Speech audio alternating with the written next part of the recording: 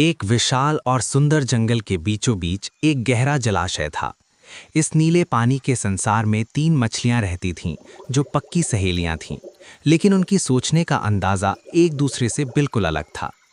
पहली थी धीरा, एक नीले रंग की शांत और अत्यंत बुद्धिमान मछली। धीरा का मानना था कि मुसीबत आने का इंतज़ार नहीं करना चाहिए, बल्कि उससे पहले ही बचाव का रास्ता ढूंढ लेना चाहिए। वो हमेशा सतर्क रहती थी। दूसरी थी त्वरिता, नारंगी रंग की चमकती हुई चंचल मछली। वो बहुत हाजिर जवाब थी। उसका मानना था कि जब मुसीबत सामने आएगी, तब अपनी बुद्धि से कोई ना कोई रास्ता निकाल ही लिया जाएगा। वो भविष्य की चिंता नहीं करती थी। और तीसरी थी प्रारब्धा, एक भूरे रंग की मछली जो पूरी तरह भाग्यवादी थी। उसका एक ही मंत्र था, जो किस्मत में लिखा है उसे कोई टाल नहीं सकता। वो हाथ पांव मारने के बजाय सब कुछ नसीब पर छोड़ देती थी।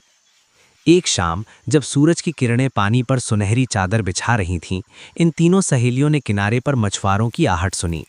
मछुआरे खाली जाल लेकर वहां से गुजर रहे थे, लेकिन उनकी निगाहें इस भरे पूरे जलाशय पर टिक गईं। किनारे पर खड़े मछुआरों की आंखें चमक उठीं। एक मछुआरे ने कहा, देखो, इस जलाशय में तो मछलियों का खजाना है।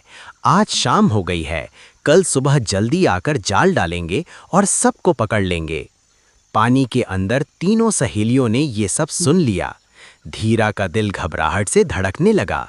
उसने तुरंत अपनी सहेलियों को बुलाया और कहा, सुनो, मछुआरे कल सुबह काल बनकर आएंगे। हमें अभी इसी वक्त उस पुरानी नहर के रास्ते बड़ी नदी में चले जाना चाहिए, वरना कोई नहीं बचेगा। लेकिन त्वरिता मुस्कुराई और बोली, अरे धीरा, इतनी जल्दी क्या है? जब जाल पड़ेगा तब मैं अपनी बुद्धि से कोई न कोई रास्ता निकाल लूंगी। अभी तो रात का आनंद लो। वहीं प्रारब्धा ने अपनी आंखें मूंद लीं और शांत स्वर में कहा, अगर मेरी मौत कल लिखी है तो मैं कहीं भी जाऊं बच नहीं पाऊंगी। जो भाग्य में है वही होगा। धीरा ने उन्हें बहुत समझाया, गिड़गिड़ाई, लेकिन किसी ने उसकी बात नहीं मानी।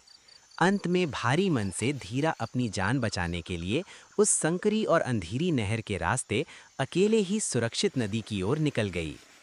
अगली सुबह सूरज की पहली किरण के साथ ही मछुआरे अपने भारी जालों के साथ आ धमके। जलाशय का शांत पानी अचानक खौल उठा। एक जोरदार झटके के साथ जाल पानी में गिरा और देखते ही देखते सैकड़ों मछलियां, जिनमें त्वरिता और प्रारब्धा भी थीं, उस जाल में कैद हो गईं। जाल धीरे धीरे ऊपर खिंच रहा था। मौत सामने खड़ी थी। त्वरिता का तेज दिमाग बिजली की तरह दौड़ने लगा। उसे जलाशय के पेंदे में एक मरे हुए ऊद बिलाव, ऑटर, का सड़ा हुआ कंकाल और खाल दिखाई दी। उसने एक साहसी निर्णय लिया। वो तेजी से उस सड़ी हुई लाश के अंदर घुसी, अपने पूरे शरीर पर कीचड़ और सड़ांध लपेट ली और फिर बाहर निकल आई। अब वो कोई चमकती हुई मछली नहीं, बल्कि एक बदबूदार बेजान मांस का टुकड़ा लग रही थी। उसने अपना मुंह खुला रखा और बिल्कुल मरी हुई मछली की तरह जाल में एक कोने में पड़ गई। मछुआरों ने जाल को किनारे की गीली जमीन पर खाली कर दिया। हजारों मछलियां तड़प रही थीं। उनके बीच में त्वरिता बिल्कुल बेजान और गंदी पड़ी थी। प्रारब्धा पास ही तड़प रही थी, लेकिन वो कुछ नहीं कर सकती थी, क्योंकि उसने अपनी रक्षा के लिए कोई प्रयास ही नहीं किया था। एक मछुआरे ने त्वरिता को अपनी उंगलियों से उठाया। जैसे ही उसने सूंघा, उसने घृणा से अपना मुंह से कोड़ लिया। छी, ये तो सड़ी हुई है और इससे भयानक बदबू आ रही है। ये हमारे किसी काम की नहीं। उसने पूरी ताकत से त्वरिता को हवा में उछाला। त्वरिता सीधे जलाशय के गहरे पानी में जा गिरी। पानी में गिरते ही उसने एक लंबी डुबकी लगाई, अपनी गंदगी धोई और सुरक्षित गहराई में ओझल हो गई। उधर किनारे पर मछुआरे अपनी टोकरी लेकर जा रहे थे। सूखी टोकरी में प्रारब्धा अन्य निर्जीव मछलियों के साथ बेजान पड़ी थी। उसका अंत हो चुका था।